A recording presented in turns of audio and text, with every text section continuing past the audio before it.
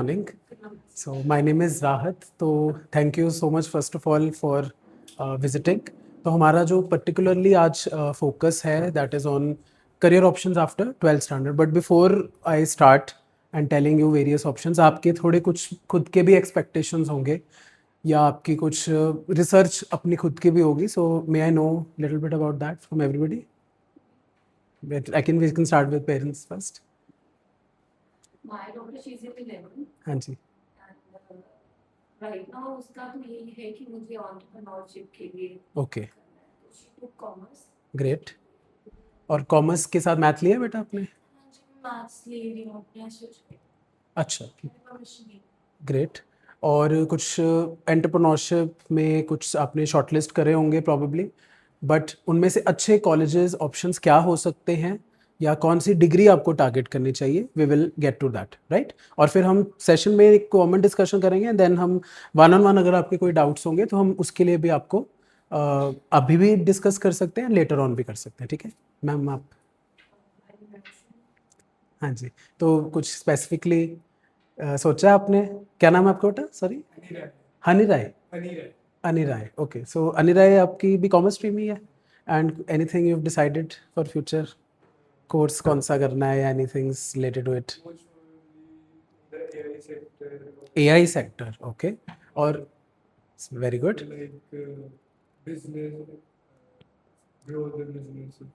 Okay, good goals. चलो देखते हैं उसके लिए कुछ ऐसे स्पेसिफिक करियर ऑप्शंस क्या हो सकते हैं. आपका बेटा क्या नाम है? Divyanshi. Ma'am anything she has decided या आपके कुछ? किसके लिए? MBA. ओके. तो जैसे हम कुछ डिस्कस करेंगे ऐसे कुछ प्रोग्राम्स जो इंटीग्रेटेड है, मतलब 12th के बाद ही आप BBA MBA की डिग्रीज कंबाइन कर सकते हो, है ना? तो हम ये सभी ऑप्शंस देखेंगे. आई थिंक दिव्यांशी के लिए वो बहुत सूटेबल हो सकता है, right? So with that let us start with the session. तो इट्स सिंपल पॉइंट इज कि चाहे हम आप भी 11th में ही हो, ठीक है, तो the best time to prepare is in the 11th standard. The simple reason is कि 12th स्टैंडर्ड में ना आपके पास टाइम कम होगा.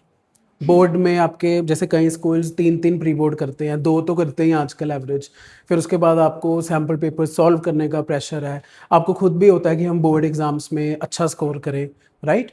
तो +1 कंपैरेटिवली आपकी लाइट होती है, ठीक है? +1 में हम टाइम लगा सकते हैं, +1 में हम अपने गोल्स के लिए सीरियस हो सकते हैं. So the right planning is time to start preparing is definitely now. अब ये कुछ शायद आपको पता होगा इन स्टूडेंट्स के बारे में. ये ना कुछ 2 एग्जांपल्स मैं लेके आया हूँ. अब ये एक लुधियाना की ही स्टूडेंट है, ठीक है? हर नेम इज अनन्या, ठीक है? तो इसने CUET में last year all India rank 1 इसकी आई थी, राइट? और इससे सिंपल हमारी ये कंक्लूजन होती है कि लुधियाना का अगर स्टूडेंट एक ऑल इंडिया लेवल के एग्जाम में टॉप कर सकता है तो फिर हम भी तो लुधियाना से ही हैं.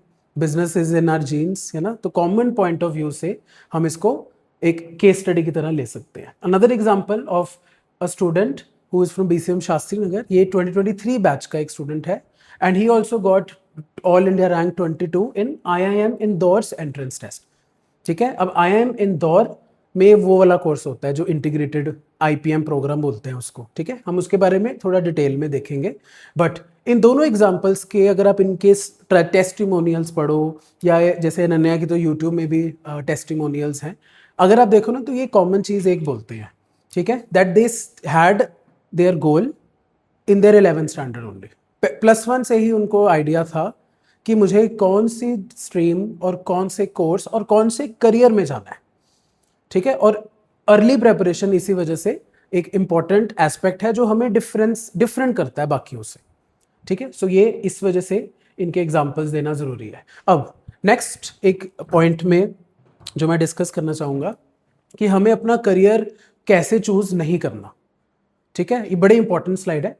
सबसे पहले तो ना हम गलती करते हैं कि जो चीज़ें पॉपुलर हैं हम वो चूज कर लेते हैं. फॉर एग्जाम्पल कोई कहेगा कि somebody कैन से कि सभी कनाडा जा रहे हैं, चलो I will also go to Canada, ठीक है? या फिर सभी लेट्स से BBA कर रहे हैं या सभी CA बनना चाहते हैं, so I can also go for that.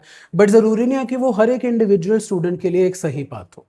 Different हो सकता है ना कि मेरा सपोज मेरे को लग रहा है मेरे आसपास के सभी लोग CA बनना चाहते हैं, so I should also go for it. But maybe मेरे बिजनेस एक्यूमेन ज़्यादा अच्छा है, बिजनेस में मैं ज़्यादा परफॉर्म कर सकता हूँ, या फिर मैं टॉप कंपनीज में वर्क कर सकता हूँ या गवर्नमेंट सेक्टर में जा सकता हूँ, राइट। सो सबका अपना अपना पोटेंशियल है, तो अपने पोटेंशियल के हिसाब से आप अपना करियर डिसाइड करेंगे, राइट। कोई डाउट तो नहीं यहाँ तक? सिंपल। सेकेंड पॉइंट है, गलती एक और हम करते हैं कि हम हाफ बेक्ड इंफॉर्मेशन, यानी कि आधी अधूरी, थोड़ा इंटरनेट से देख लिया, थोड़ा मेरे किसी फ्रेंड ने बता दिया, ठीक है, या फिर किसी कज़न ने कुछ बता दिया, तो वो ज़रूरी नहीं है कि वो सही इन्फॉर्मेशन हो।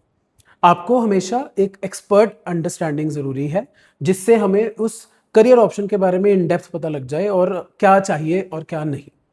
थर्ड, सिंपली फ्रेंड्स और रिलेटिव्स जो कर रहे हैं या कर चुके हैं, हमें ब्लाइंडली उसको फॉलो नहीं करना। We have to start something of our own, ठीक है, क्योंकि ये हमारी जर्नी है पर्सनली, तो हमें ये बेस्ट पता ना अपनी जर्नी के बारे में। सो इस वजह से इन तीनों चीज़ों को हमने नहीं करना, डोंट्स। नेक्स्ट एक और पॉइंट है कि सेकंड, आप तो ये तीनों स्टूडेंट्स के लिए जो यहाँ बैठे हैं, आज आप घर जाके ना अपने आप से ये क्वेश्चन पूछो, like what you want to do. आपको आगे क्या करना है? जॉब करनी है। इसके दो वेज होते हैं जॉब के, या तो आप प्राइवेट जॉब करो या गवर्नमेंट जॉब, ठीक है।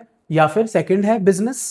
बिजनेस में भी आपने बिल्कुल नया बिजनेस खुद का स्टार्ट करना है, या फिर आपका फैमिली बिजनेस है, आपने उसको एक्सटेंड करना है, ठीक है। इससे बियॉन्ड तो नहीं हम हो सकते। थर्ड, आपने बाहर जाके पढ़ाई करनी है। जब आपकी बाहर जाके पढ़ाई खत्म हो जाती है, तब भी तो वो पहले दो ही ऑप्शंस आएंगे। उसके बाद भी जब स्टडी खत्म हो गई, फिर भी आप बाहर फॉरेन कंट्री में जॉब करनी है या बिजनेस करना है। तो ये तीन ऑप्शंस हैं। इनमें से सबसे फर्स्ट क्वेश्चन तो आपको ये पता होना चाहिए that which is your path, ठीक है। मूविंग ऑन, उसके बाद ये जो हम अभी डिस्कशन कर रहे हैं, जिसको हम सिंपल वर्ड में बोल सकते हैं प्री प्लानिंग, ये भाई ज़रूरी क्यों है? ठीक है, सबसे पहला पॉइंट है कि कंपटीशन बहुत है, ठीक है। कंपटीशन का मैं अगर एग्जांपल दूं, सीयूईटी लास्ट ईयर जो एग्ज़ाम है, मैं बताऊंगा, शायद पता है आपको वैसे सीयूईटी के बारे में, ठीक है। तो सीयूईटी क्या है, उसमें है क्या क्या सेक्शंस एंड ऑल, वो लेटर ऑन डिस्कस करेंगे। अभी थोड़ा हम इंट्रोडक्शन, ताकि हमें थोड़ा फोकस क्लियर हो। अब सीयूईटी का एक एग्जांपल देता हूं मैं। सीयूईटी लास्ट ईयर जितने तो इंडिया में कितने बच्चे अपियर हुए थे? 13,50,000 ऑलमोस्ट। इस साल 15 लाख से ऊपर है, ठीक है। 15 लाख स्टूडेंट, 18 लाख बच्चों ने बोर्ड का पेपर दिया है इस बार, अराउंड 18 लाख्स, ठीक है, 12th बोर्ड। तो ऑलमोस्ट 2-3 लाख स्टूडेंट्स कम है उसकी, बट फिर भी हम 80 to 90% तो बोल ही सकते हैं ना that everybody is appearing for CUET. तो कंपटीशन सिवियर है, ठीक है। Next, survival of the fittest. ये एक फिलोसफी वो होती है ना, बायोलॉजी की थियरी होती है बेसिकली। जैसे कि जो टॉप जैसे वो हंटर गैदरर होते हैं ना एक तरह से, तो जो सबसे ज़्यादा अपने आप को प्रिपेयर करेगा वो उतना ज़्यादा आगे जा सकता है ना। तो ये भी कंपटीशन एग्जाम ही है। थर्ड, ऑप्शंस अब बहुत सारे हैं, इतने ऑप्शंस हैं, इतने कॉलेजेस हैं, इतनी यूनिवर्सिटीज़ हैं, जिससे स्टूडेंट भी कंफ्यूज हो जाता है और पेरेंट भी कंफ्यूज हो जाता है कि हम किस रास्ते में जाएं, राइट। तो इस वजह से प्री प्लानिंग की रिक्वायरमेंट होती है। अगर मैं आपको, आपके नॉन में कोई नॉन मेडिकल के बच्चे होंगे, है ना, फ्रेंड्स वगैरह तो होंगे ही, उनसे अगर आप पूछो ना तो उनका बड़ा क्लियर होता है कि जेई देना है हमने, जेई के बाद बीटेक करनी है, ठीक है। तो उनको नॉन मेडिकल के फर्स्ट डे से ये पता होता है। बट ये चैलेंज कॉमर्स के स्टूडेंट्स में कई बार होता है, क्योंकि हमारे लिए कोई ना सेंट्रलाइज्ड एग्जाम नहीं है कि नहीं, ठीक है। But CUET is a very important centralised exam. ऐसे ही कुछ और भी है, ठीक है। चलो लेट्स स्टार्ट द सेशन। तो ये आपके कुछ करियर ऑप्शंस के पाथ्स हैं जो मैंने एक स्लाइड में लिखे हुए हैं। एक ना हम आपको ई बुक भी देंगे, बुक भी देंगे, उसमें भी हमने ये लिखा हुआ है, ठीक है। इनको हम 1 by 1 भी डिस्कस करेंगे, ठीक है। अब जैसे यहाँ पे एक ऑप्शन मैंने लॉ भी लिखा हुआ है। अब कई बच्चों को होता है कि लॉ ऑप्शन सिर्फ आर्ट्स के बच्चों के लिए, जरूरी नहीं। अब इसमें से ना 2 डिग्रीज पढ़ो, बीबीए एलएलबी और बीकॉम एलएलबी। ये तो कॉमर्स की डिग्रीज ही है ना, बीबीए बीकॉम तो कॉमर्स वाले बच्चे करते हैं। तो दिस बीबीए में हम करते हैं लॉ जो बिजनेस से इंटीग्रेटेड होता है, कॉर्पोरेट लॉ बोलते हैं हम इसको सिंपल वर्ड्स में, ठीक है। कॉर्पोरेट लॉ, जैसे कोई कंपनी है उसको भी तो अगर कोई काम करना है तो लॉ के दायरे में ही करना है ना। So that is BBA LLB. BCom LLB इसको आप ऐसे समझ सकते हो, टैक्सेशन, टैक्सेस, जो उनके भी तो लॉज हैं, taxation law, income tax laws, तो वो BCom LLB point of view से इंटीग्रेट होती है, ठीक है। नेक्स्ट सेकंड ऑप्शन जो मैंने लिखा है वो है मैनेजमेंट 3 और 4 ईयर्स की। मैनेजमेंट 3-4 ईयर्स का बेसिक मतलब है, कई कॉलेजेस में 3 साल की होती है बीबीए या बीकॉम, कई कॉलेजेस में 4 साल की भी होती है। अब इसमें BBA business administration, BCom bachelor of commerce, और मैंने बीकॉम ऑनर्स अलग से लिखा है। पता है क्यों लिखा है अलग से? फर्क किस, दोनों सेम ही है, होता है फर्क इसमें। जो बीकॉम ऑनर्स है वो स्पेशलाइज्ड है, ड्यूरेशन भी इसकी बीकॉम के कंपैरेटिवली कई कॉलेजेस में ज़्यादा है। ठीक है, तो ये अगर आपको स्पेसिफिकली अगर मैं एग्जांपल दूं ना, तो जो कॉमर्स का टॉप कॉलेज पता है आपको? SRCC, मैम को पता है। ठीक है, तो श्रीराम कॉलेज ऑफ कॉमर्स सुना हुआ है हमने। अब श्रीराम कॉलेज ऑफ कॉमर्स में बीकॉम ऑनर्स है, बीकॉम नहीं है। ठीक है, तो आप देख सकते हो टॉप कॉलेज में, तो इनमें से कौन सी डिग्री ज़्यादा हायर कट ऑफ पे जाती है, वो ये वाली है। इसका मतलब ये नहीं है कि ये अच्छी डिग्री नहीं है, ये स्पेशलाइज ज़्यादा है। थर्ड मैंने एक लिखा है BMS, इसकी फुल फॉर्म है बैचलर इन मैनेजमेंट स्टडीज। ये BBA से थोड़ी सी एडवांस है, ठीक है, और थोड़ी स्पेसिफिक भी है, क्योंकि आप मैनेजमेंट को स्पेसिफिकली पढ़ रहे हो। फिर मैंने लिखा है BBE, इसकी फुल फॉर्म है बैचलर इन बिजनेस इकोनॉमिक्स। अब इकोनॉमिक्स को हम दो तरीके से कर सकते हैं, या तो हम BA ऑनर्स इकोनॉमिक्स में कर ले, जो SRCC में भी है, IM में भी है बैंगलोर में, और या फिर हम स्पेसिफिकली बिजनेस के अराउंड वाली इकोनॉमिक्स पढ़ लें। ठीक है, तो ये दो ऑप्शंस हैं, आप उसी हिसाब से हम चूज कर सकते हैं कि हमारे इंटरेस्ट के अकॉर्डिंग ज़्यादा बेटर कौन सा है। ठीक है, फिर ये वाला जो ऑप्शन है, अनदर वेरी इंपॉर्टेंट ऑप्शन, जो जिसको मैंने लिखा है IPM। IPM की फुल फॉर्म है इंटीग्रेटेड प्रोग्राम इन मैनेजमेंट, यानी कि इसमें BBA और MBA इंटीग्रेट होगी, इकट्ठी हो गई। आप 12th के बाद ही एडमिशन ले रहे हो एक IIM, Indian institute of management में। अब IIMs होते क्या है? IIMs हैं, अगर हम नॉन मेडिकल के बच्चों को बोले ना, तो उनको बड़ी इजीली पता होता है, IITs टॉप इंस्टीट्यूट्स हैं। मैनेजमेंट के टॉप इंस्टीट्यूट्स हैं IIM। अब IIM में एडमिशन होती है जनरली, कैट का एग्ज़ाम होता है, हम ग्रेजुएशन ख़त्म करते हैं, फिर कैट का पेपर देते हैं, फिर जाके हम MBA में एडमिशन मिलती है। बट 12th के बाद भी हम IIMs में जा सकते हैं थ्रू दिस इंटीग्रेटेड प्रोग्राम। ठीक है, तो आपको एक पर्सपेक्टिव बताऊं मैं। अब IIM इंदौर एक एग्जांपल है। IIM इंदौर का जो लास्ट ईयर का पैकेज था वाज 1.13 करोड़। ठीक है, हाईएस्ट पैकेज। ठीक है, अब हाईएस्ट पैकेज ये नहीं कि सबको ही मिलता है, ठीक है, बट हाईएस्ट पैकेज तो उससे ना इंडिकेटिव होता है वो कि ओवरऑल ब्रांड या इंस्टीट्यूट कितना बढ़िया है। ठीक है, अब उसका अगर मैं आपको एग्जांपल दूं, अब IIM इंदौर में मुझे अगर MBA में एडमिशन लेनी है ना, तो कैट का एग्जाम देना है, जिसमें मैं, मेरे कंपटीशन में कौन कौन है, जब मैंने ग्रेजुएशन करी तो मेरे कंपटीशन में BTech का बच्चा भी है जिसकी मैथ पहले से ही अच्छी है ना। मेरे कंपटीशन में ऐसे लोग भी हैं जिनको 3-3, 4-4 साल का वर्क एक्सपीरियंस भी है, उनको पॉइंट्स भी मिलते हैं। बट जब मैं 12वीं के बाद ये एग्ज़ाम करूँगा, तब मेरे सारे लेवल सेम लेवल के बच्चे हैं ना 12th के, कोई वर्क एक्सपीरियंस वाला प्रॉब्लम नहीं है। और दूसरी चीज़, जहाँ पे कहीं और ग्रेजुएशन करने के बाद IIM इंदौर में ही अगर MBA करनी है, तो मुझे दोबारा कैट का पेपर देना पड़ेगा। यहाँ पे आपको MBA बिना कैट के ही एड ऑन मिल रही है, मतलब एक एंट्रेंस एग्जाम से 2 डिग्रीज आपको मिल रही हैं। ठीक है, अच्छा ऑप्शन है ना। तो ये सिर्फ, बट सिर्फ इंदौर में नहीं है। अगर मैं आपको 1 साल या 2 साल पहले मिलता, तो पहले 5 IIMs होते थे बस, ठीक है, अब 12 IIMs हो गए हैं। ठीक है, कुछ IIMs ने अभी अनाउंस भी करना है, जैसे लखनऊ ने अभी अनाउंस किया है। अभी last week ministry of education की सारे IIMs के डायरेक्टर्स के साथ मीटिंग हुई है। आई डोंट नो आपने न्यूज़ में देखा होगा कि नहीं, तो उन्होंने डायरेक्ट किया है कि सारे IIMs एक सेंट्रलाइज एग्जाम करें +2 के बाद, जैसे कैट का होता है, जैसे JEE है ना। तो सारे अभी क्या है, सबके अपने अपने एग्जाम्स हैं, जैसे इंदौर का अपना है, रोहतक का अपना एग्जाम है, ठीक है, बैंगलोर का खुद का एग्जाम है, ठीक है, या फिर जिपमैट जम्मू और बोधगया का अपना एग्जाम है। ठीक है, कॉमन नहीं है। हाँ, अभी कॉमन नहीं है। तो फिर अभी क्या है कि अभी हम शॉर्टलिस्ट करते हैं, जैसे 2-3 IIMs में अगर अप्लाई कर दिया, तो अगर ये हो जाता है, अभी आप +1 में हो, तो ये तो 2 साल बाद की बात है ना एंट्रेंस एग्जाम की। तो अगर तब तक इंटीग्रेट हो गया, तो मतलब एक एग्जाम से आप सारे IIMs में अप्लाई कर सकते हो। अच्छी बात है ना ये, फिर कॉस्ट भी बचा और IIMs में हमारा एप्लीकेशन भी चली गई। और इससे ना बाकी जो अभी नहीं करवा रहे ना IIMs, जैसे अहमदाबाद नहीं करवा रहा, ठीक है, अभी आपके और भी एग्जांपल, जैसे अमृतसर में तो है, बट कुछ IIMs में अभी नहीं है। जैसे अभी IIM मुंबई में सिर्फ नॉन मेडिकल वालों का एक कोर्स है UG में, ठीक है, तो वो मोटिवेट होंगे कि हम भी, एंट्रेंस एग्जाम तो कोई करवा ही रहा है सेंट्रल बॉडी, तो हम भी आईएम्स करवा लें, हम भी कोर्स स्टार्ट कर दें, क्योंकि एंट्रेंस एग्जाम करवाना कॉस्ट इंटेंसिव प्रोसेस है, पैसे लगते हैं ना उसमें, तो वो इंडिविजुअली हर एक आईएम को अपने खुद भरने पड़ते हैं। तो अगर सेंट्रलाइज्ड हो गया दैट मीन उसका कॉस्ट कम हो गया, तो वो कोर्स स्टार्ट कर सकते हैं। ठीक है, तो ये आपके आने पे डेफिनेटली हो सकता है, क्योंकि मीटिंग हो चुकी है। पहले हम ना ये बोलते होते थे बस, बट लास्ट वीक ये इसके ऊपर एक्शन ले लिया गवर्नमेंट ने। ठीक है, so which is a good thing.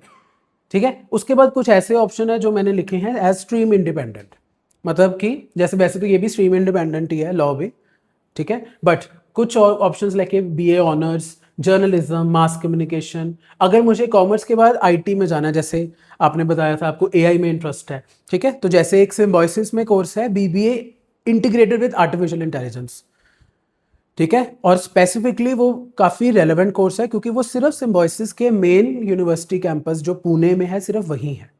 ठीक है, और भी कुछ ऑप्शंस हैं जैसे फिनटेक, फाइनेंस एंड टेक्नोलॉजी, इसमें भी फाइनेंस के साथ, कॉमर्स के स्टूडेंट हो आप, फाइनेंस के साथ इंटीग्रेट हो गए, टेक्नोलॉजी में आपको इंटरेस्ट है तो टेक्नोलॉजी भी मिल गई। ठीक है, सो इस तरह से ये न्यू एज कोर्सेज है। मैंने इवन साइकोलॉजी भी लिखा है, साइकोलॉजी, अप्लाइड साइकोलॉजी, तो अगर आपका इंटरेस्ट है तो वी कैन डिस्कस इट। ठीक है, overall these are multiple options that we have. अब स्पेसिफिकली हम फोकस करेंगे मैनेजमेंट पे आज। अब मैनेजमेंट की ज़रूरत क्या है? अगर हम देखें जो इंडियन इकोनॉमी है या वर्ल्ड की अगर हम बात करें, तो एक तरह से ना वो है स्टार्टअप इकोसिस्टम, एंटरप्रेन्योरियल डेवलपमेंट, बहुत सारी बिजनेसेस सेटअप हो रहे हैं, डिफरेंट डिफरेंट ब्रांड्स आ रहे हैं, तो इस वजह से ना डिमांड ऑफ मैनेजमेंट प्रोफेशनल बढ़ गई है। अब इसका रीज़न बता सकते हो क्यों मैनेजमेंट की क्यों ज़रूरत है, और प्रोफेशंस क्यों नहीं ज़्यादा बूम हुए? मैनेजमेंट की क्या ज़्यादा ज़रूरत है? अगर ज़्यादा एंटरप्रेन्योर्स बन रहे हैं हम्म। और उनकी बिजनेस सेटअप हो रही है, वेरी गुड, तो बिजनेस को मैनेज करने के लिए भी कोई मैनेजर चाहिए। Very good. Management in it self क्या है?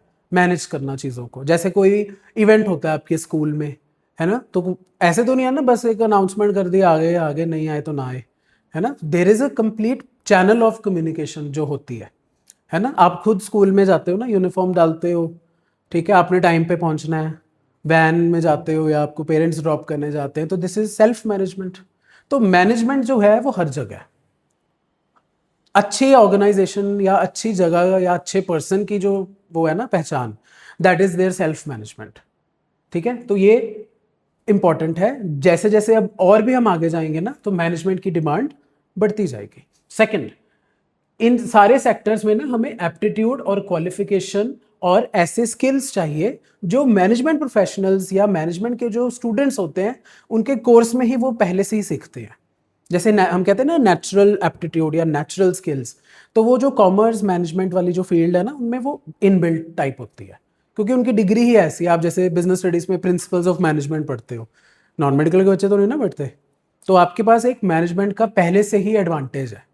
थर्ड, बहुत सारे जो मेजर रिक्रूटर्स हैं, वैसे मैंने कुछ एग्जांपल्स लिखे हैं यहाँ पे, और ये इनकी अगर आप देखो ना, इनमें ऐसे जॉब अपॉर्चुनिटीज़ होती हैं जैसे कि फाइनेंशियल कंसल्टेंट, ठीक है, बिजनेस कंसल्टेंट, आईटी कंसल्टेंट। ठीक है, तो ये कंसल्टेंसी क्या है? Basically management roles. अब मैंने ना स्पेसिफिकली जॉब का एग्जांपल लिया, बट ये जॉब से ही लिमिटेड नहीं है। अगर मेरे को बिजनेस भी सेटअप करना है तब भी तो मुझे मैनेजमेंट के स्किल्स तब तो ज़्यादा चाहिए होंगे, है ना, क्योंकि मुझे अपने आप को ही नहीं मैनेज करना, अपने बिजनेस को भी मैनेज करना है, अपनी टीम को भी मैनेज करना है, तब तो और ज़्यादा मैनेजमेंट की रोल है। ठीक है, so that is why this is a boom. So इस वजह से इसमें जाना और मैनेजमेंट को परस्यू करना अच्छी जगह से बड़ा ऑप्शन अच्छा है। नाउ अब हम वन बाय वन ना सारे जो हमने पहली स्लाइड में देखे थे ना, अब उनको इंडिविजुअली भी देखते हैं, पूरा पाथ क्या हो सकता है। अब जैसे कि यहाँ पे फर्स्ट एग्जांपल है वही इंटीग्रेटेड वाला, BBA MBA from prestigious IIMs. ठीक है, पहले तो वो आईएम्स जो जो अभी करवा रहे हैं, this is the list of all the IIMs जहाँ पे अभी हमारी ये डिग्री हो रही है, right. As you can see, सबसे ये जो रेड वाले हैं ना, ये सबसे पुराने हैं, सबसे पहले इन्होंने स्टार्ट किया, जैसे इंदौर, रोहतक, रांची, जम्मू, बोधगया। अब पंजाब में ये 2024 में अमृतसर ने भी स्टार्ट किया, शिलोंग ने, बैंगलोर ने लास्ट ईयर स्टार्ट किया। ठीक है, तो ये सारे हैं यूजी प्रोग्राम्स। अब जैसे बैंगलोर है, बैंगलोर में इंटीग्रेटेड प्रोग्राम नहीं है, बैंगलोर में है ग्रेजुएट प्रोग्राम, यूजी प्रोग्राम, और 2 प्रोग्राम्स हैं, एक तो इकोनॉमिक ऑनर्स है और दूसरा है डेटा साइंस एनालिटिक्स, ठीक है। यहाँ पे कुछ और आईएम्स हैं जिन्होंने स्टार्ट किया, जैसे आईएम कोझिकोडे है, ये केरला में है, ठीक है। आईएम सिरमौर, यहाँ पे है बीएमएस, जो मैंने स्टार्टिंग में दिखाई थी ना, मैनेजमेंट स्टडीज, तो इन दोनों में बीएमएस प्रोग्राम है, राइट। तो मतलब कि अब इसमें कुछ आईएम्स जैसे जो भी इस साल अनाउंस्ड हैं, जैसे आईएम मुंबई, वो ऐड हो जाएगा, ठीक है। और उसके अलावा और भी आईएम्स हैं जैसे आईएम लखनऊ, ठीक है, वो अगली स्लाइड में आएंगे। क्या बेटा? सिरमौर ये हिमाचल में पड़ता है, ठीक है। अब इनके ना सबके एग्जाम्पल्स हैं, these are all the competitive exams that you should know. अब यहाँ पे जैसे एक आईपी मैट के इंदौर के एग्जाम से आपने इतने सारे कॉलेजेस में अप्लाई कर सकते हो आप, ठीक है। आईएम इंदौर, रांची, अमृतसर, आईआईएफटी है एक फॉरेन ट्रेड का इंस्टीट्यूट, कैट के मतलब एमबीए करते हैं बच्चे यहाँ से। अब इन्होंने इस साल ग्रेजुएट प्रोग्राम भी स्टार्ट कर दिया और आईपी मैट इंदौर के थ्रू ही वो दे रहे हैं एडमिशन। नासर, निरमा, ये कुछ प्राइवेट यूनिवर्सिटीज के एग्जाम्पल्स हैं। शिलोंग, रोहतक का अपना खुद का एग्जाम होता है, ठीक है, आईएम रोहतक, राइट। अब यहाँ पे ना मोस्टली कुछ आईएम्स में ना गर्ल्स को एडवांटेज भी मिलता है, पॉइंट्स मिलते हैं, जेंडर पॉइंट्स, उसमें से सबसे ज़्यादा रोहतक में मिलते हैं। आपको मैं अगर एग्जांपल दूँ ना, एक्चुअल रियल है, यू कैन चेक, घर जाके न्यूज़ भी देख सकते हो।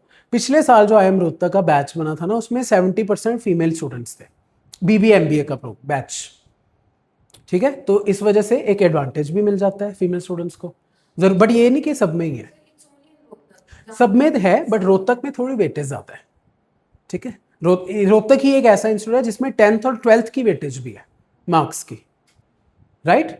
और अगर मैं आपको कॉम्पोजिट स्कोर बताऊं ना, आप पहले कंप्लीट कर बेटा।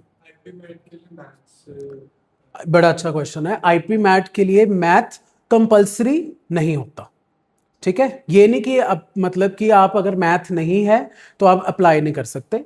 कुछ आईएम्स हैं, अगर मैं पिछली साइड में जाऊँ ना, जहाँ पे उनके प्रोग्राम्स में मैथ कंपल्सरी है, जैसे आईएम अमृतसर में अगर आपने आईपी मैट वाला प्रोग्राम करना है तो उन्होंने मैथ कंपल्सरी बोला हुआ है, ठीक है। बैंगलोर के जो दोनों कोर्सेज हैं वहाँ पे भी मैथ कंपल्सरी है, ठीक है। अब ये नहीं है कि प्योर मैथ होना चाहिए कि अप्लाइड मैथ होना चाहिए, मैथ होना चाहिए। वैसे तो कॉमर्स के लिए ज़्यादा जो अच्छा मैथ है वो अप्लाइड मैथ है, ठीक है, क्योंकि ना उसमें आप फाइनेंशियल मैथ पढ़ते हो, और नॉ प्योर मैथ में आप इंटीग्रेशन, डिफरेंशिएशन, इंजीनियरिंग वाला मैथ पढ़ते हो। तो अप्लाइड मैथ अगर आपने लेना है या लिया हुआ है तो वो ज़्यादा सूटेबल है। इवन सीए में भी ना फाइनेंशियल मैथ्स आता है सब्जेक्ट में। कोई बात नहीं मैम, फाइनेंशियल मैथ ज़रूरत होती है, जैसे अगर इसको सीए बनना हो, सीए के लिए पेपर देने हो ना, तो उसमें ज़रूरत होती है। आईपी मैट में तो इवन एडवांटेज ही होगा इसको, ठीक है, कोई प्रॉब्लम नहीं है। ऐसे नहीं कि इसके लिए ऑप्शन खत्म हो गए, प्योर मैथ के ज़्यादा होते हैं option, but pure math difficult होता है अप्लाइड मैथ से। तो इस चीज़ को हमने बस ध्यान में रखना है। अगर हमारे ऑप्शन है आपके पास, आपने अभी स्विच करना है ना, तो अप्लाइड ही है ना, और आपके पास है अभी, आप ले सकते हो अभी कि नहीं, क्योंकि अगर आपने एआई चूज़ किया ना तो उसमें थोड़े मैथ के एडवांटेज होता है, क्योंकि आप बीबीए एआई में भी मैथ दोबारा पढ़ोगे, तो अगर आपका बेस अच्छा बन गया तो बेटर है। हाँ, एडिशनल ले लो, बस आपने आपकी ना मार्कशीट में मैथ लिखा होना चाहिए, चाहे वो मेन सब्जेक्ट्स में है चाहे एडिशनल में है। अप्लाइड भी हो सकता है, प्योर भी हो सकता है। माई एडवाइस वुड भी कि आप अप्लाइड की तरफ जाओ। ऐसे ही समझ आ गया ना। अब मैथ एलिजिबिलिटी कुछ आईएम्स में है, बट अगर मैं इंदौर की बात करूँ, रोहतक की बात करूँ, अदर आईएम्स की बात करूँ, यहाँ पे एलिजिबिलिटी भी कंपल्सरी नहीं है, बट एडवांटेज, हाँ। तो आपको देखो ना, अगर आपके पास मैथ है तो आप सारे आईएम्स में एलिजिबल हो, अगर नहीं है तो कुछ आईएम्स में एलिजिबल हो। ये नहीं है कि किसी में भी एलिजिबल नहीं हो, that I can not say. Some option everybody will have. Yes, हाँ जी, will move on to that. सब में चाहिए। अब मैथ का एडवांटेज पता क्या है, मैं वैसे बताऊंगा। अब जैसे एक कॉलेज है दिल्ली यूनिवर्सिटी के अंडर, शहीद Sukhdev college of business study, Delhi university का इकलौता कॉलेज जहाँ पे बीबीए, एफआईए और बीएमएस डिग्री है। बाकी मोस्टली कॉलेजेस में है बीकॉम ऑनर्स, बीकॉम या बीएससी प्रोग्राम्स। अब यहाँ पे दोनों कोर्सेज में मैथ की कंपल्सरी रिक्वायरमेंट है, तो ये भी आपका ऑप्शन ऐड हो गया ना। और दिल्ली यूनिवर्सिटी का सबसे टॉप कॉलेज है ये, मैं दिखाऊंगा भी उसके स्टैटिस्टिक्स, ठीक है। और ये इसमें भी एलिजिबल होने के लिए मैथ जरूरी है, ठीक है।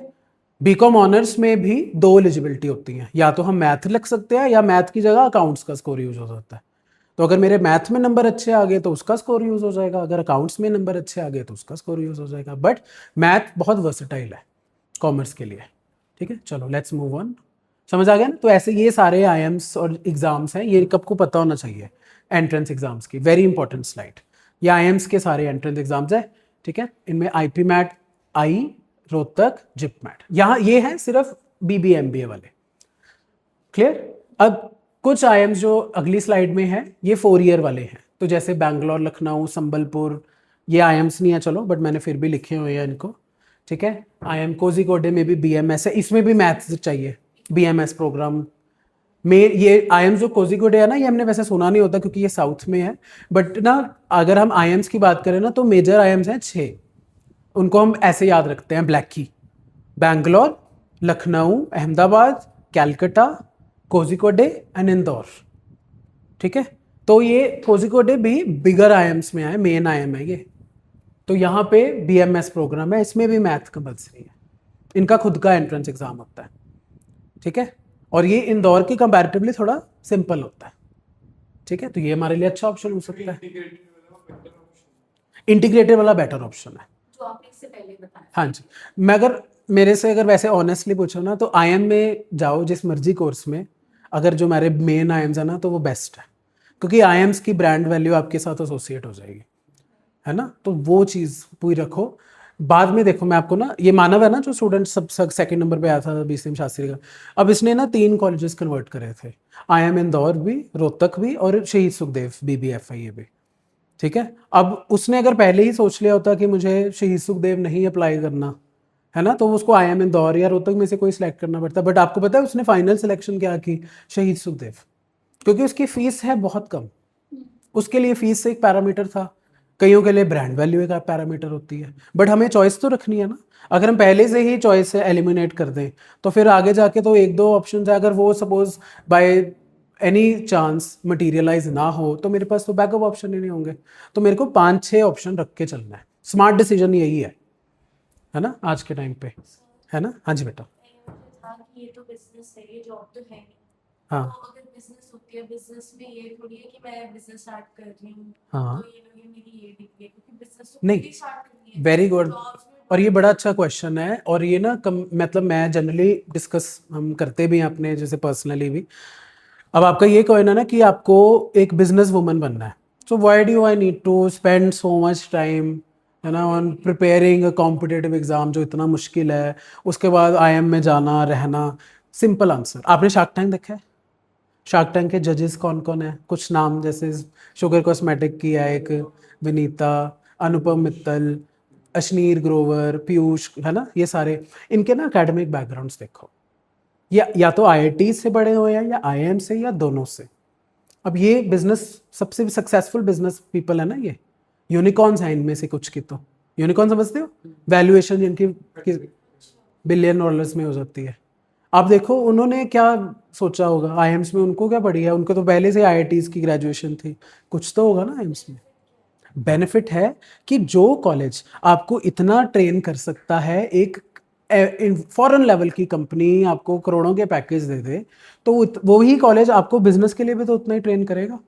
That is one advantage. Second advantage है कि आपका नेटवर्क बहुत बड़ा हो जाएगा, क्योंकि आप एक इंस्टीट्यूट से एसोसिएट हो गए। हर एक इंस्टीट्यूट का ना एक मेंटरशिप सेल होता है, एलुमनाई प्रोग्राम बोलते हैं जिसको। और आईएम्स में ना ये नाम का नहीं होता, this is actually a network. आपको I don't know if you have read, last year ना थोड़ा लेऑफ्स का बहुत ज़्यादा क्राइसिस था हर जगह ही, जॉब अपॉर्चुनिटीज़। अब आईएम्स ने क्या किया, अब आईएम्स ने इसको भी देखा कि उनको भी अब उनका बैच कम प्लेस हो सकता है, तो उन्होंने अपने नेटवर्क्स में जो भी उनके आईएम्स के पास आउट्स हैं, जो बड़ी बड़ी कंपनीज ने में है ना, उन्होंने उनको रीच आउट करा। ठीक है, उन्होंने उनसे रीच आउट करके उनके आईएम्स के बच्चों को प्लेसमेंट अपॉर्चुनिटीज़ दिलवा दी। ये नेटवर्क का फ़ायदा है। आपको मैं एग्जांपल देता हूँ, मेरी स्टूडेंट है, ठीक है, गुरलीन गवर्नमेंट कॉलेज से पढ़ी है, कैट की तैयारी, अहमदाबाद से उसने एमबीए में सिलेक्ट हुई। ठीक है, now she is connected with me on LinkedIn also. ठीक है, उसने लास्ट वीक पोस्ट डाला है that she selected in Deutsche Bank. अब उसका अगेन 80-90 लाख का पैकेज है। अब अगेन उसका विजन, अगर क्योंकि हमने उसको प्रिपेयर किया इंटरव्यू में, ठीक है, तो वो क्लियर करती होती थी कि I want to work for some time in good companies and then gain enough experience ताकि वो आगे जाके बिजनेस स्टार्ट करे।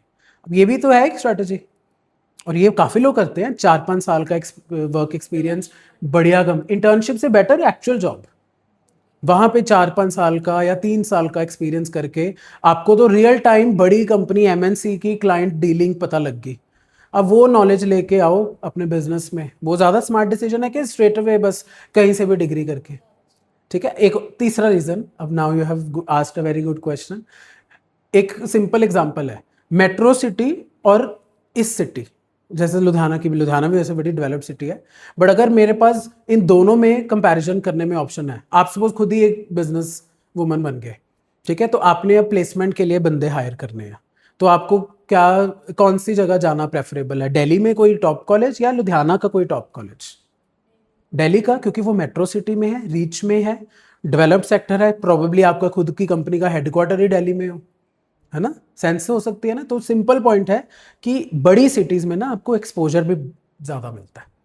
You think about any companies internship, यहाँ पे जैसे सपोज आप बोलो कि मुझे ना डिजिटल मार्केटिंग की इंटर्नशिप करनी है, यहाँ पे प्रॉब्लली इतनी मेजर कंपनीज ही नहीं मिलेंगी, सभी इंडिपेंडेंट क्रिएटर्स होंगे मोस्टली।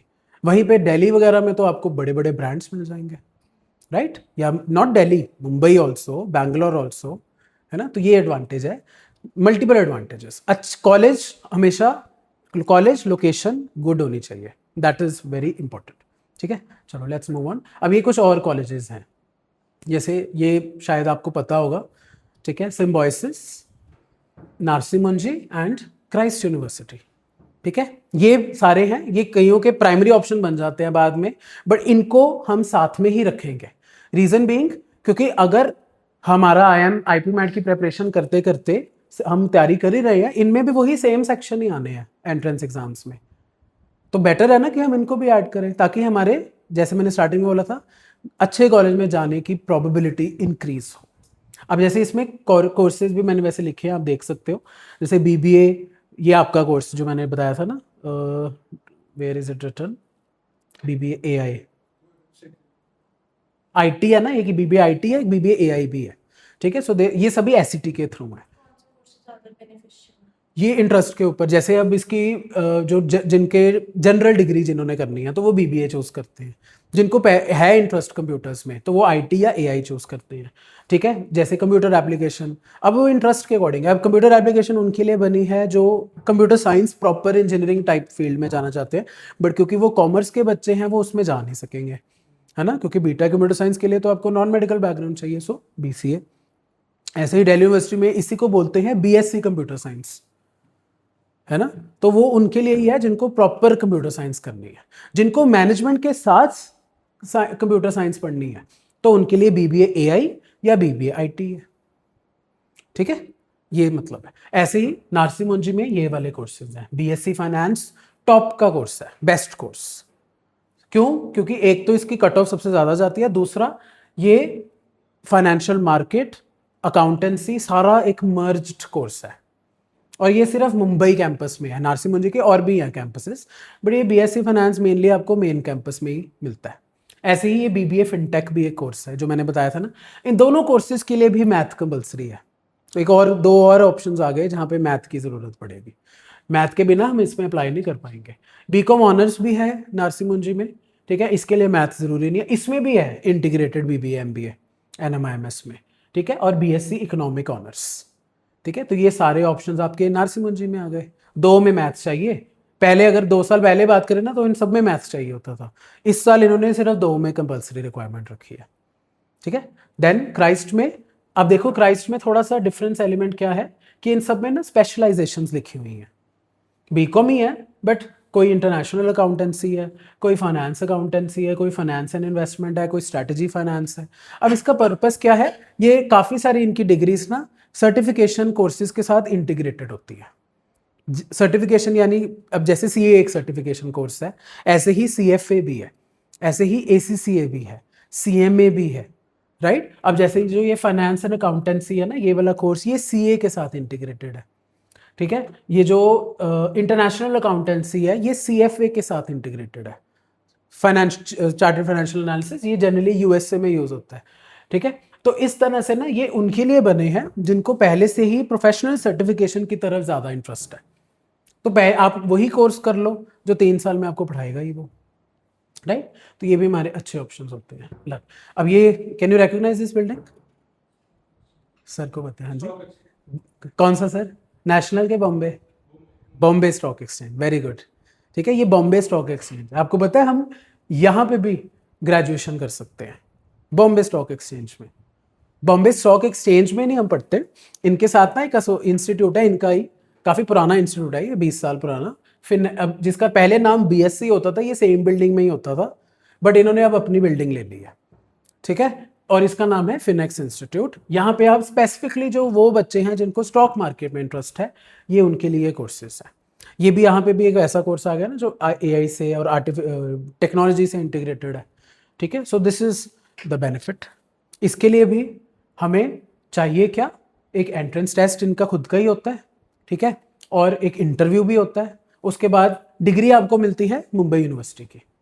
मुंबई यूनिवर्सिटी में अगर हमें वैसे जाना ना, तो मुंबई यूनिवर्सिटी के लिए आप जाते हो 12th के मार्क्स के बेसिस पे, ठीक है। तो एक समर्थ का पोर्टल ओपन होता है, जैसे इसके अंडर ना मुंबई यूनिवर्सिटी के सेंट जेवियर्स भी है, ठीक है, मिठी बाई कॉलेज हो गया, जय हिंद कॉलेज हो गया, और हाँ जी निम्स भी है, बहुत सारे कॉलेजेस हैं। बट ये सब कॉलेजेस में ना महाराष्ट्र का कोटा है 50%। यहाँ पे क्योंकि ये ऑटोनॉमस इंस्टीट्यूट है, तो यहाँ पे आपको वो चैलेंज भी नहीं मिलेगा। सो एक हाँ, तो that is an advantage here. ये मुंबई यूनिवर्सिटी के थ्रू नहीं, इनका खुद का चैनल प्रोसेस है, अपने आप करते हैं ये, ठीक है। तो ये अच्छा ऑप्शन हो गया एक आपका। नेक्स्ट, अब इनके ना अच्छी बात क्या है कि इन सबका यही सेम सिलेबस है। क्वांटिटेटिव एप्टीट्यूड यानी आपका 6 से लेके 10th तक का मैथ। आईपीएम्स में 5 टॉपिक आते हैं बस, +1 +2 के हायर मैथ के। बाकी मेजर सिलेबस है 10th तक का। जो आपका क्वेश्चन था ना भी हायर मैथ्स कितनी आती है, 5 टॉपिक्स वो हम कर सकते हैं। 2 साल है हमारे पास, आराम से कर सकते हैं। Then logical reasoning, logical reasoning 6 to 10th, जैसे इसमें कोऑर्डिनेट ज्योमेट्री भी है। एडिशनल सिलेबस आपको मैथ में नहीं लगेगा, आपके लिए ये एडिशनल है लॉजिकल रीजनिंग, बिकॉज ये नहीं हम स्टडी करते ना मैथ में। मैथ आपको लगेगा कि आपने पढ़ा हुआ है, बट जैसे आपको मैं एग्जांपल देता हूँ, आपको क्वाड्रेटिक इक्वेशंस पता है, ठीक है, आपने रूट्स निकालते हो, अगर कोई बड़ी सी इक्वेशन आ गई तो आप you may be using the discriminant method. उसमें टाइम कई बहुत ज़्यादा ही ट्रिकी इक्वेशन है, तो वो बहुत लंबा टाइम लग जाता है ना कई बार। अब इसके भी ट्रिक्स होती हैं, ठीक है, शॉर्टकट्स होते हैं, तो शॉर्टकट्स ही हमें सीखने हैं, ठीक है। ताकि हमने अब जैसे सीयूटी में जीटी सेक्शन होता है ना, उसमें 50 क्वेश्चन है 1 घंटे में, जिसमें से 30 क्वेश्चन तो मैथ के हैं, ठीक है। अब मुझे अगर मैं वही बोर्ड सीबीएसई वाले मेथड से करूँ तो वो तो मेरे ख्याल 20 क्वेश्चन ही होंगे मुश्किल से। तो ये शॉर्टकट्स किस तरह से होते हैं, ठीक है, मैं आपको कुछ एग्जांपल भी दिखाता हूँ क्वेश्चंस के, ठीक है। तो ये जो है ना हमारा फायदा होगा। Competitively we need to prepare, not just randomly. फिर लॉजिकल रीजनिंग में रीजनिंग डेवलप करनी, किस तरह से, सेंस क्या होती है ना। टाइम, जैसे ब्लड रिलेशन है कॉन्सेप्ट है, आपने शायद मे बी रील्स वगैरह में देखा होगा कि ये उसकी चाची है, उसके ये वो करके, तो वो उन दोनों के आपस में, हाँ ओलंपियाड में आते हैं ना, तो वो कहीं वहां पे आपको लगता है कि ये किस तरह का क्वेश्चन है, बट वो बहुत अच्छा क्वेश्चन टाइप है, क्योंकि वो टेस्ट करता है आपकी थिंकिंग को, ठीक है। Then we have verbal ability, जो इंग्लिश है, ठीक है। इंग्लिश जैसे अगर हम एग्जांपल दें, इंग्लिश बेसिकली हमें लगता है कि हम ना कर ही रहे हैं ऑलरेडी +1 +2 में, तो इतनी क्या ही मुश्किल होगी, है ना। बट इसमें आती है वोकैबुलरी। वोकैबुलरी हम इतनी नहीं करते, मतलब हमारे सिलेबस में ऐसा पार्ट नहीं है। अगर हमारा खुद का इंटरेस्ट है तो हम कर लेते हैं, ठीक है। बट फिर भी अगर मैं आपको एग्जांपल दूं, सीयूटी के जो लास्ट ईयर का पेपर हुआ था उसमें 40% क्वेश्चंस थे वोकैबुलरी के, और हर तरह के क्वेश्चन टाइप। तो इंग्लिश भी कॉम्पिटिटिवली सीखनी पड़ती है। आरसीबी जो आता है ना, रीडिंग कॉम्प्रिहेंशन यानी अनसीन पैसेज, उसमें भी रीजनिंग इंटीग्रेट हो जाती है। जैसे इन्फ्रेंस क्या है, अजम्पशन क्या है, ऐसे क्वेश्चन आते हैं, तो उसके लिए भी मुझे शॉर्टकट सीखने पड़ेंगे ना। देन जीके, सबसे ज़्यादा इग्नोर्ड सेक्शन होता है ये जीके। जनरली भी लोग बच्चे ना जिसको थोड़ा लाइटली लेते हैं, बट यही गेम चेंजर होता है, ठीक है।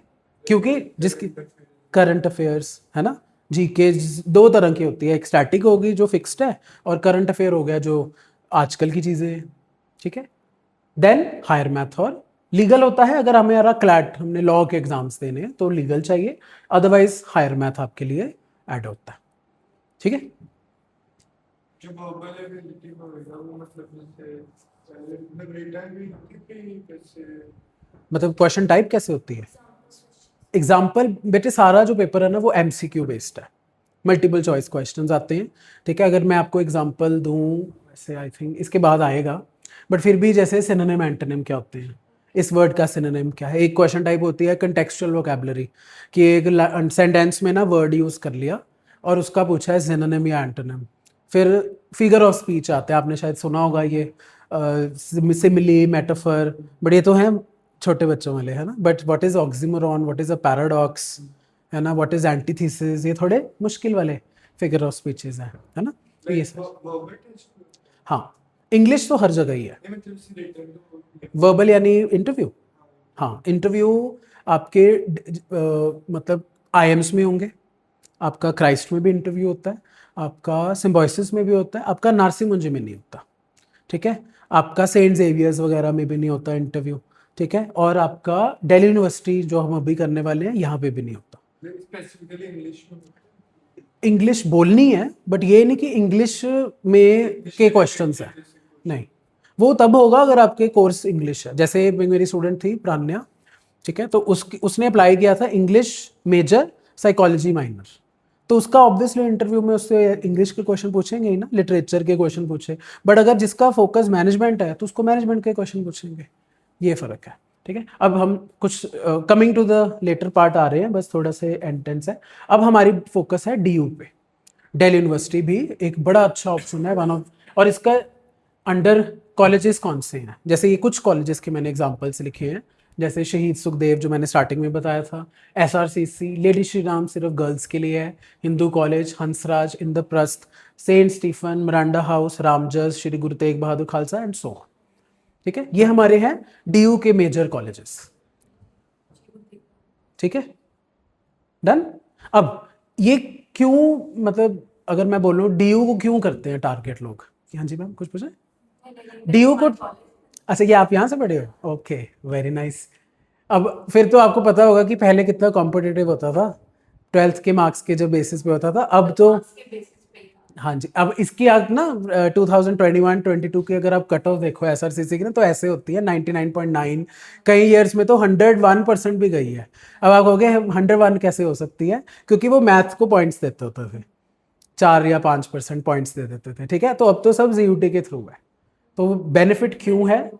वो 12th के बेसिस पे हाँ पहले था, पहले 12th पे होता था, अब ये सीयूटी के थ्रू है, और ये आपके लिए अच्छी बात है। इसीलिए हमने देखा ना, पहले तो वो नॉर्थ वाले दिल्ली डुली वाले बच्चे ही ले लेते होते थे एडमिशन, ये लुधियाना पंजाब के बच्चे तो अप्लाई भी नहीं करते थे, है ना।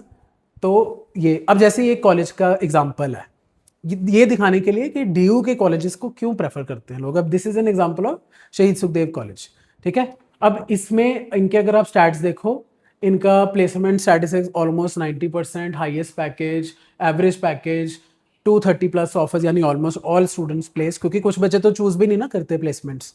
ठीक है, अब ये तो अच्छी बात है, ये तो काफ़ी कॉलेजेस बताते ही हैं, बट इसमें ये हाईलाइट है, पूरे 3 साल की फीस जो है दैट इज 75,000। 75,000 को अगर हम मैथमेटिकली देखें तो हमारा पर ईयर का खर्चा है 25,000, है ना, पर सेमेस्टर का खर्चा है 12,500, पर मंथ का खर्चा है 2,000। ऑब्वियसली इसमें रहने सहने का अलग है, बट ये ट्यूशन फीस है। बट देन जहाँ पे 2-2, 3-3 लाख फीस है सेमेस्टर की, वहाँ पे 25,000। So that is the reason why multiple students, और ये नहीं है कि पैसे आपने फीस कम दी है तो उन्होंने क्वालिटी में कुछ कंप्रोमाइज करा है। ठीक है, क्वालिटी, इंफ्रास्ट्रक्चर सब कुछ अच्छा है डीयू के टॉप कॉलेजेस का, तो that is why we target Delhi University, right. अब इसके लिए एंट्रेंस टेस्ट है CUET, common university entrance test, जिसमें बेसिकली जैसे मैंने बताया सारे ऑलमोस्ट 15-16 लाख इस बार तो अप्लाई किया है बच्चों ने।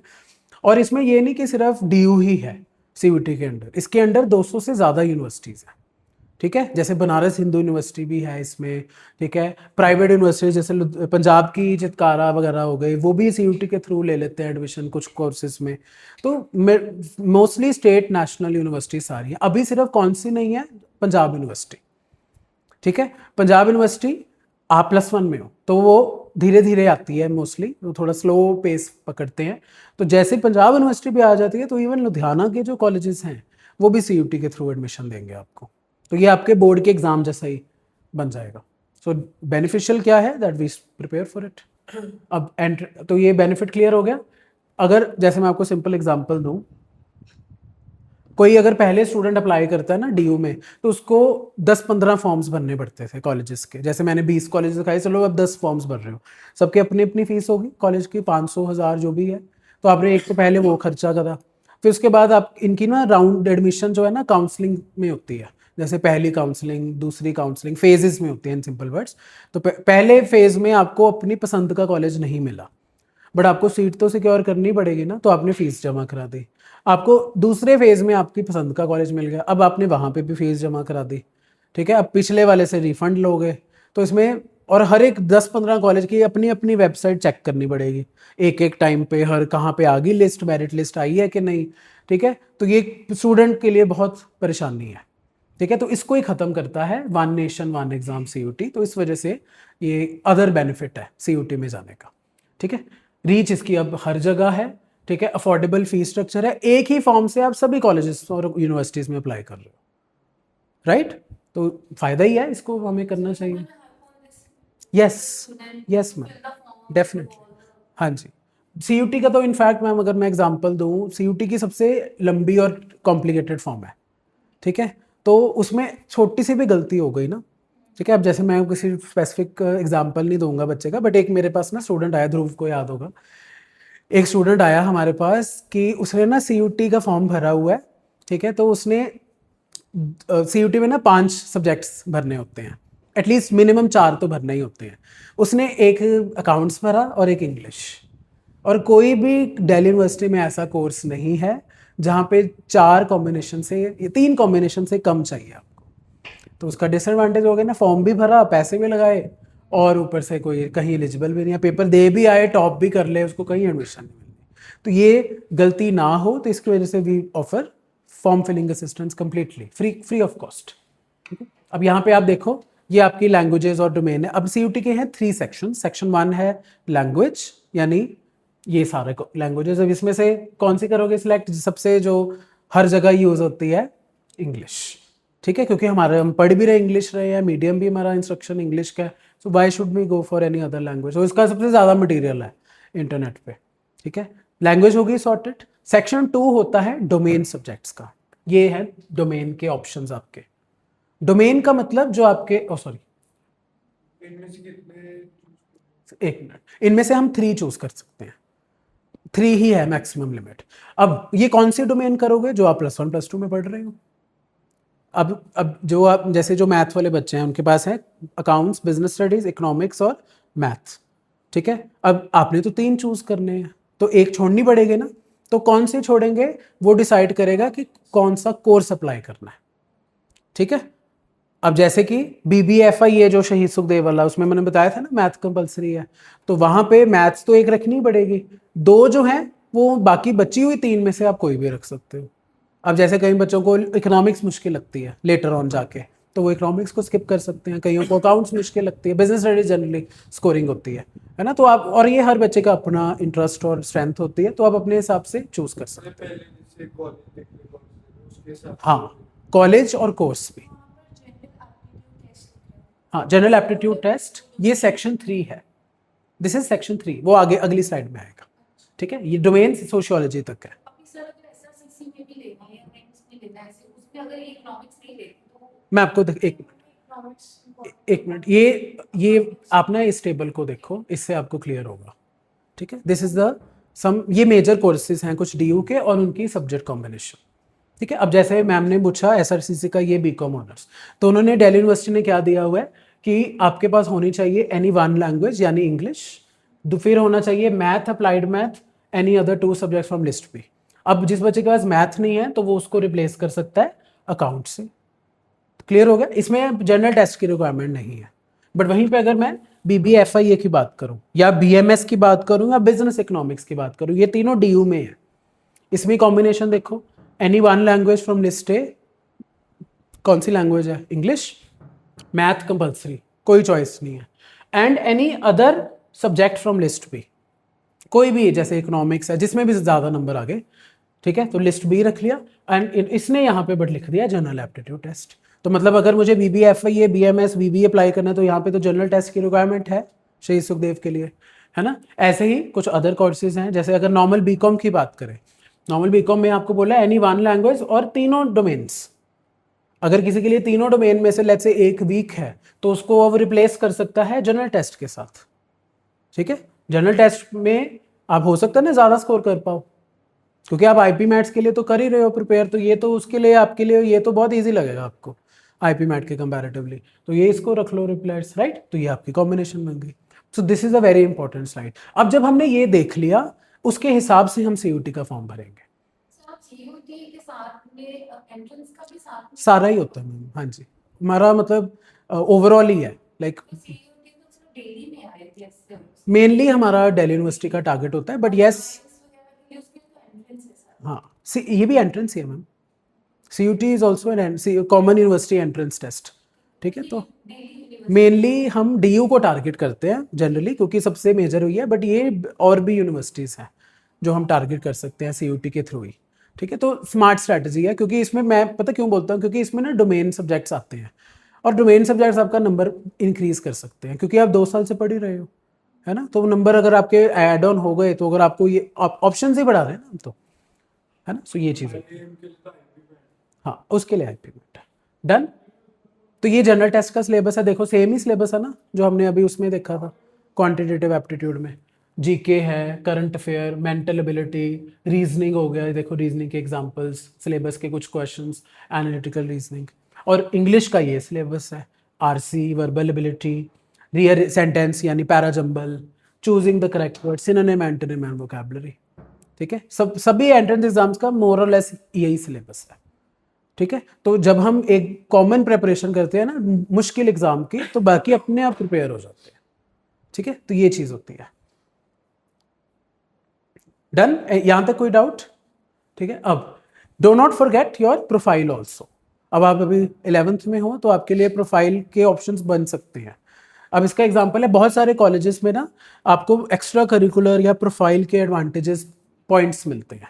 प्रोफाइल को आपकी स्ट्रॉन्ग अगर आपकी है, जैसे अब मैंने एक यहाँ पे ना अगर एक तो यहाँ पे एग्जांपल लिखा है, एक मैं वर्बली बताता हूँ। जैसे क्राइस्ट जब हम अप्लाई करते हैं या आयंस में हम अप्लाई करते हैं, तो जब हम सेलेक्ट हो जाते हैं ना, शॉर्टलिस्ट हो जाते हैं एंट्रेंस टेस्ट के स्कोर के बाद, तो उसमें ना वो लिंक देते हैं आपकी प्रोफाइल के एक तरह से SOP लिखने का, स्टेटमेंट ऑफ पर्पस, या अपने बारे में एक 500 वर्ड का पैसेज लिखना है आपने, ठीक है। तो उसमें आप क्या लिखोगे, एकेडमिक्स अच्छी है बस यही, नो, आपको डाइवर्सिटी दिखानी है ना कि आपने कंपटीशन में पार्टिसिपेट किया, आपने प्रोग्रामिंग कॉम्पिटिशन्स, हैकाथॉन्स, ये सारी चीज़ें करी, तो उससे आप और अच्छे लगोगे उनको।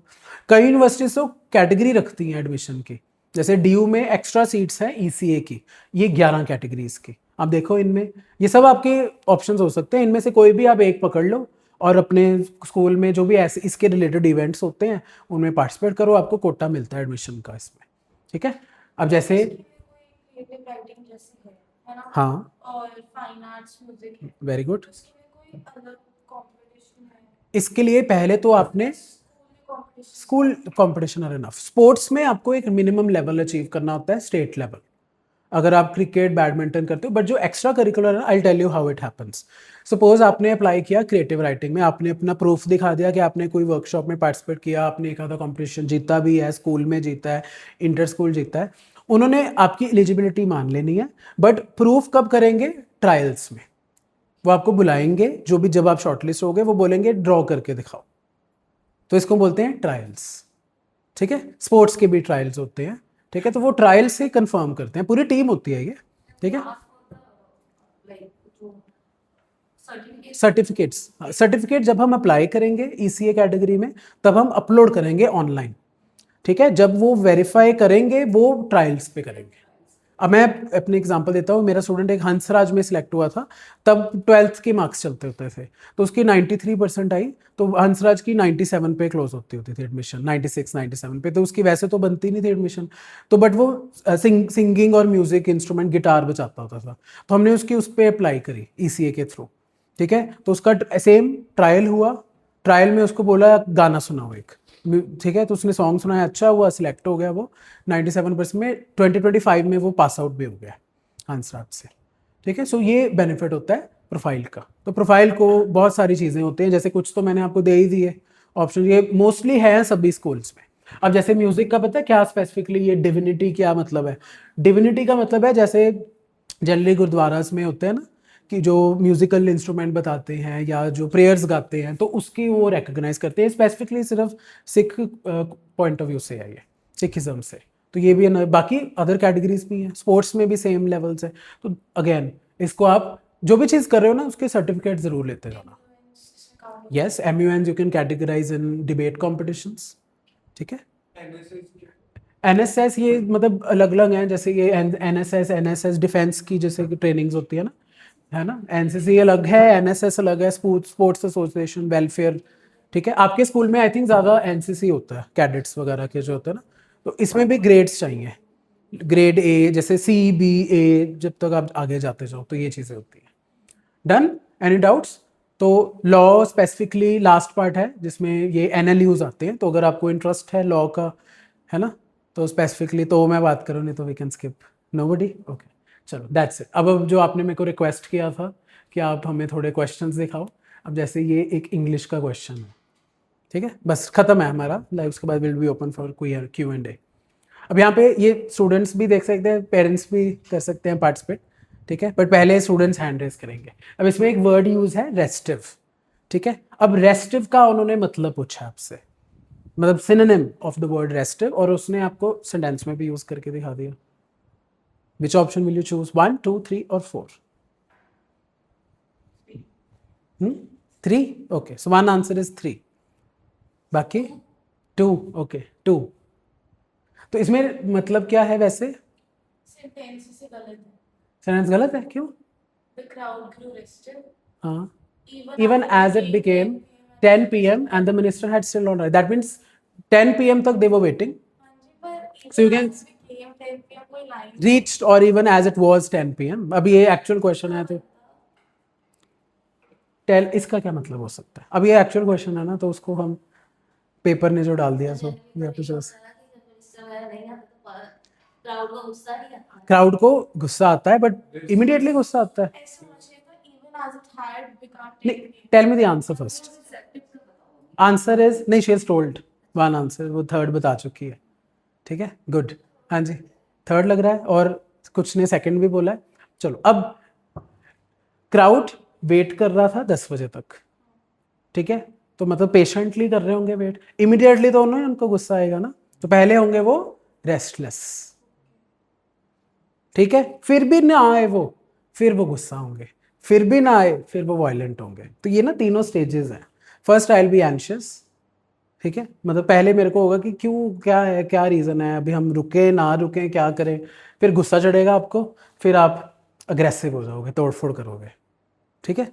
डिस्ट्रेस्ड का मतलब होता है एंजाइटी, ठीक है, तो एंजाइटी का भी हमारे पास क्लू नहीं है ना, या तो हमें पता लगता है कि उसका एक्सीडेंट हो गया कोई रास्ते में, या कुछ उसको किडनैपर्स लेके चले गए, so then we could have chosen distressed. आपका पॉइंट ठीक है, तो इसको मैं even as it was 10 p.m., ठीक है, but see the question paper will set,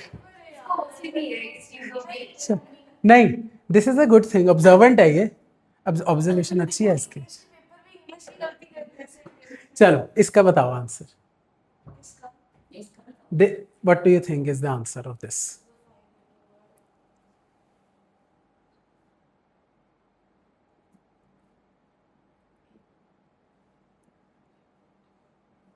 interesting answer है इसका, बड़ा।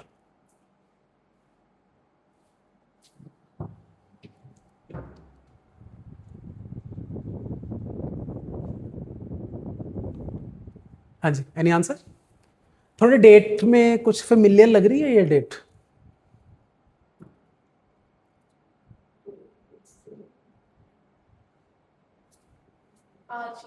आज की डेट है, तो आज को इंग्लिश में क्या बोलते हैं? टुडे, ठीक, interesting, this is reasoning, right, that was, this is mental ability, logical reasoning, done, ठीक है। तो इस तरह से हमने डेवलप करना है, बस जितना हो जाए। अब ये जीके का क्वेश्चन है, let's see who remembers. Who was the first Indian to get Nobel prize in any field? First Indian to win Nobel prize in any field? CV Raman? Okay, one answer is A option. Rabindranath Tagore, another answer. एक और answer Rabindranath Tagore. ठीक है, the right answer is Rabindranath Tagore. कोई बता सकते हैं किस field में मिला था नोबेल प्राइज? लिखते हैं ना वो, तो लिटरेचर में. He got a field Nobel prize in the field of literature. ठीक है, चलो. सो दैट इज, हाँ जी, नेशनल सॉन्ग आपका जो हमारा जनगण है. ठीक है, so that is it for the session. Final conclusion जो मेरी तरफ से है वो ये है कि पहले आप अपनी प्रोफाइल को समझो अच्छे से. बैक आपकी वो क्या है, स्ट्रेंथ्स और वीकनेसेस क्या है, उसके हिसाब से अपने डिसीजन बनाओ. ठीक है, एंड एक्सपर्ट एडवाइस अंडरस्टैंडिंग ज़रूरी है क्योंकि वो हेल्प करेंगे आपको. राइट, आपके जो इंटरेस्ट है, कई बार क्या होता है हम बहुत वो होते हैं शॉर्ट फोकस्ड या शॉर्ट साइटेड कि हम सिर्फ एक ही व्यू पॉइंट को देखने हैं, बट हमने एक व्यू पॉइंट के साथ अदर व्यू पॉइंट्स को भी साथ में रखना है ताकि हमारा एक chances of getting a good career बढ़ सके. ठीक है, तो इस वजह से हमारा ये ऑप्शन है. सो वन थिंग, वैसे तो हम काफ़ी चीज़ें डिस्कस कर चुके हैं, but we have a one-on-one counselling slot also available. ठीक है, तो आप सर को बता सकते हो इफ़ यू आर इंटरेस्टेड. ठीक है, बाकी किसी के क्वेश्चंस हैं प्लीज़ आस्क. यस, ये एक बुकलेट, इसमें इवन ना QR कोड्स भी हैं. आप अपने फ़ोन से आप स्कैन करो और उसमें वो कॉलेज की वेबसाइट ओपन हो जाएगी, एंट्रेंस टेस्ट का लिंक आ जाएगा, सब कुछ मिल जाएगा आपको. बट फिर भी आप हमसे डायरेक्टली, हमारा यहीं पे सेंटर है मॉडल टाउन में ही, you can get in touch with us also. I will be there, Dhruv sir will be there. ठीक है, और एनी अदर क्वेश्चंस किसी के? थोड़ा क्लियर हुआ? हाँ जी, हेड बुल्स.